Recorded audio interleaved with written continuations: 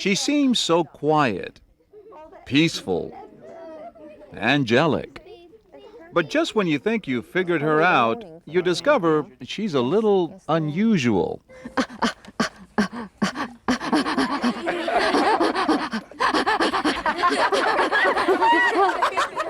Jane Goodall. For years, she's mesmerized the world with her stories about Africa and her beloved chimpanzees. How do you say how are you?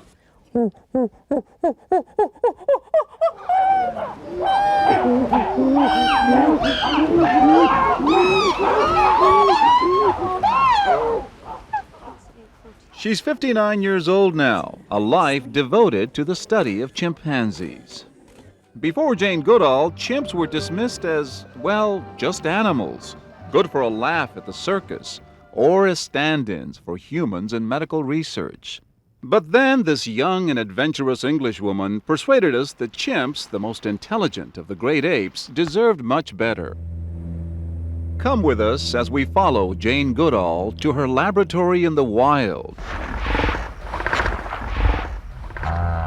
past the Serengeti Plains, deep in the heart of Africa, to the shores of Lake Tanganyika.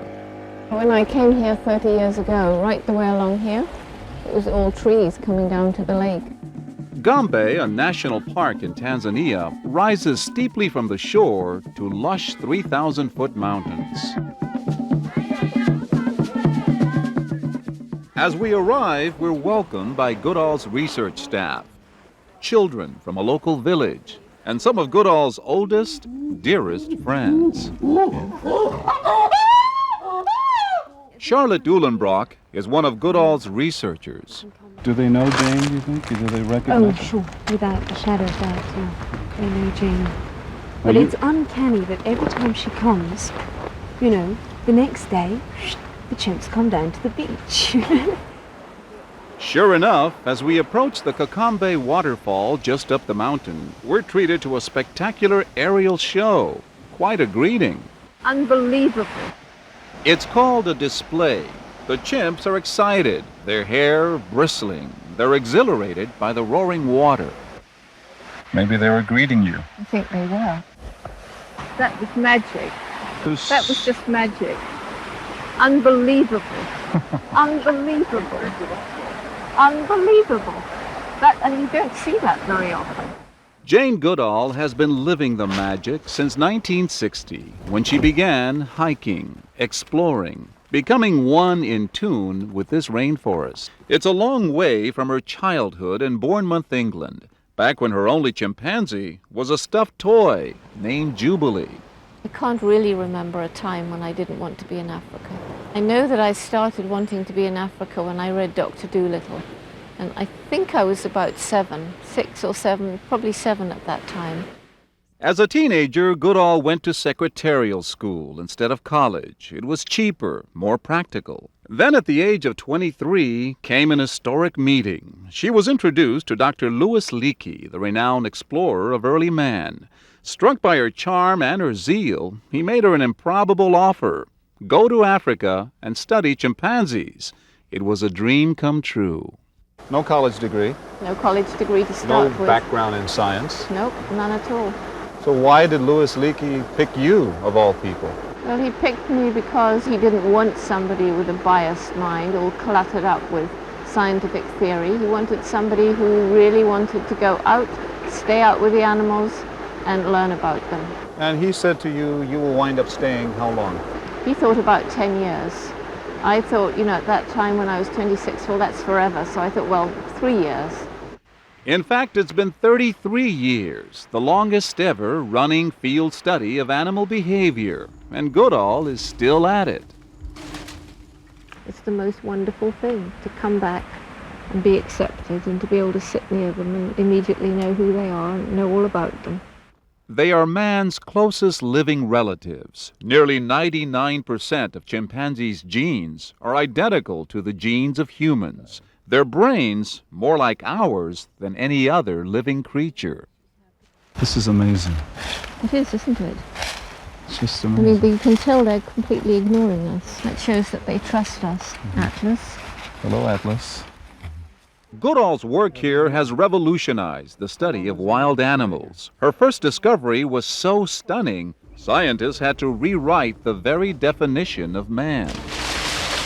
We were taught that the one single thing that differentiated humans most from the rest of the animal kingdom was the fact that we used and made tools. It was Goodall who first documented chimps not only using, but actually making tools to dig out food, in this case, termites. When I first described the chimpanzee David Greybeard breaking off a twig, stripping the leaves, modifying it, and using it to fish for termites, a lot of people said that I'd taught him. It was that startling. It was just the beginning. Goodall discovered that, contrary to popular thought, chimps are not strict vegetarians. They're clever hunters who kill and eat meat.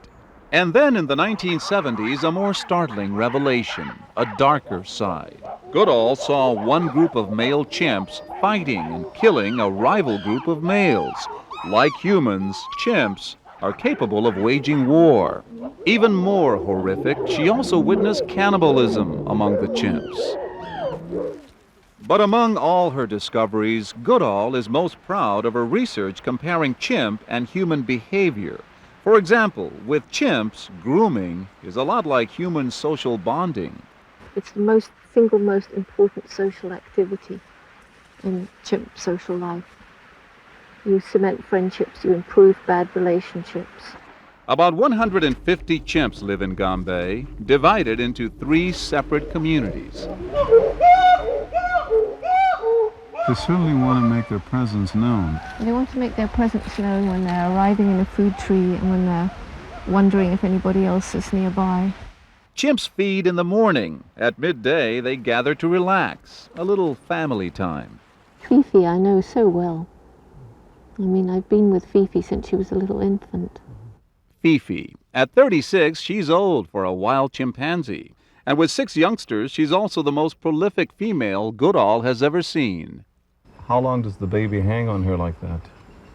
Well, the baby will be carried less and less often until the age of 5, until the next baby's born. Normally, chimps are born in 5-year intervals. But Fifi had baby Ferdinand just 3.5 years after the birth of Faustino, riding there on top. She now has the burden of 2 totally dependent infants.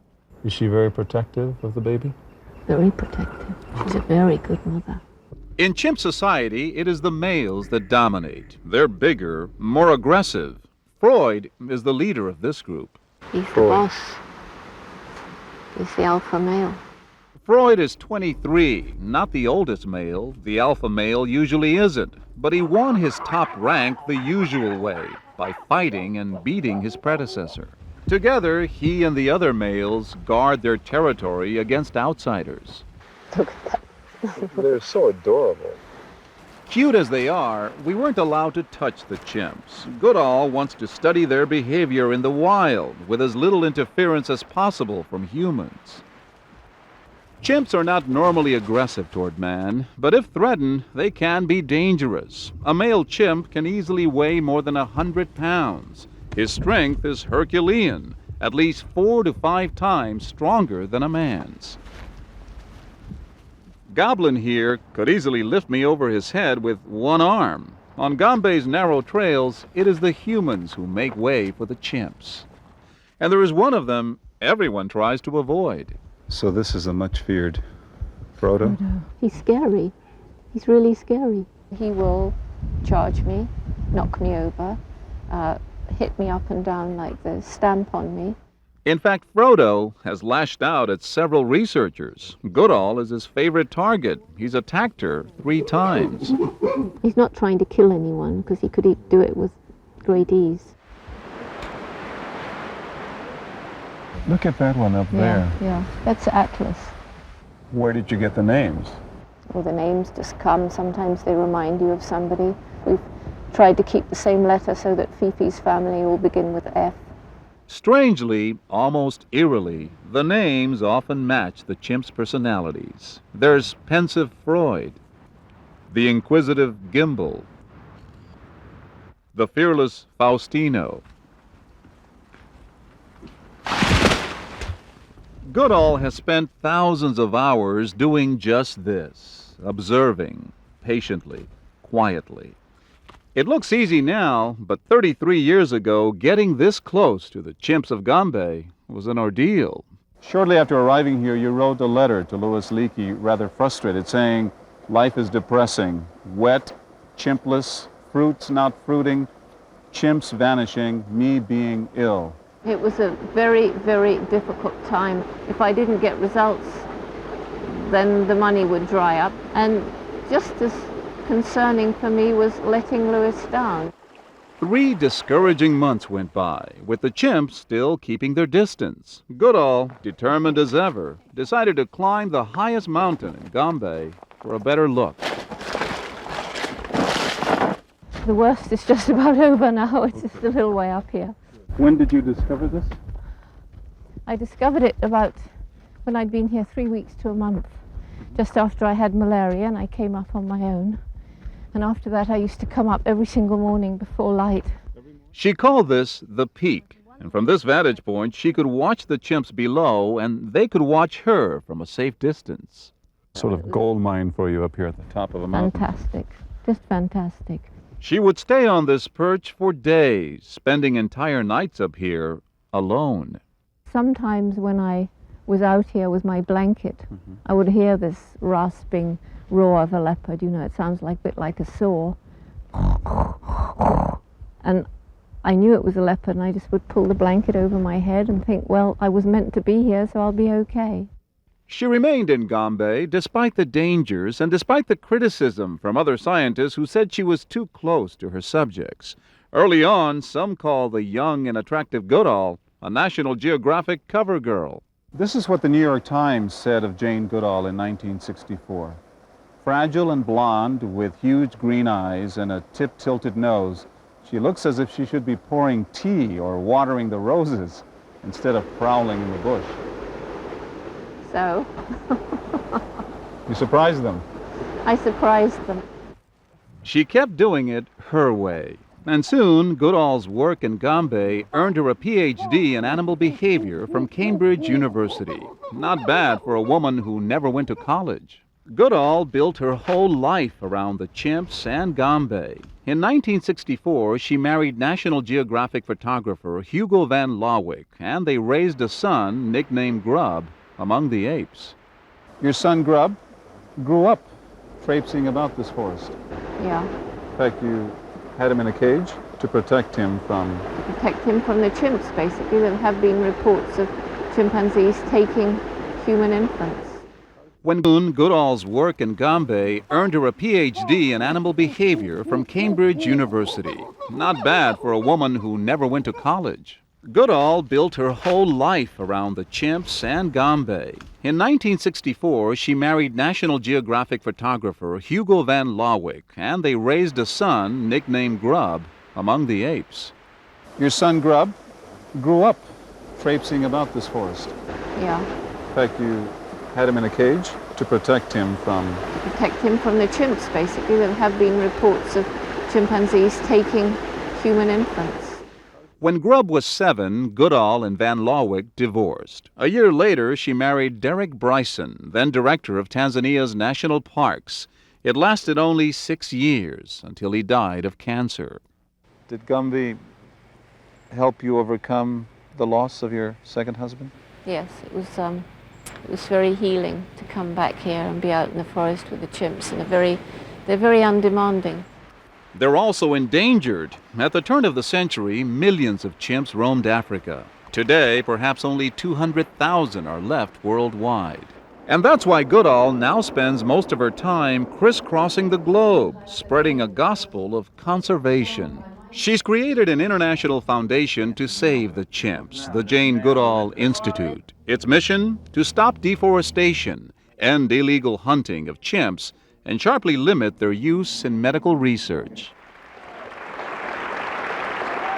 The chimp helps us to realize that we are a part of the natural world, that we have a special relationship with the other wonderful non-human animals with whom we share this planet.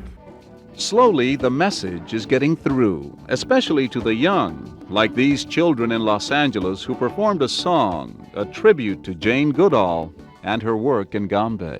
Because you do the things you do and have a love inside of you. It's as if Jane Goodall has handed us an ancient looking glass, its reflection haunting, a window to a distant ancestor.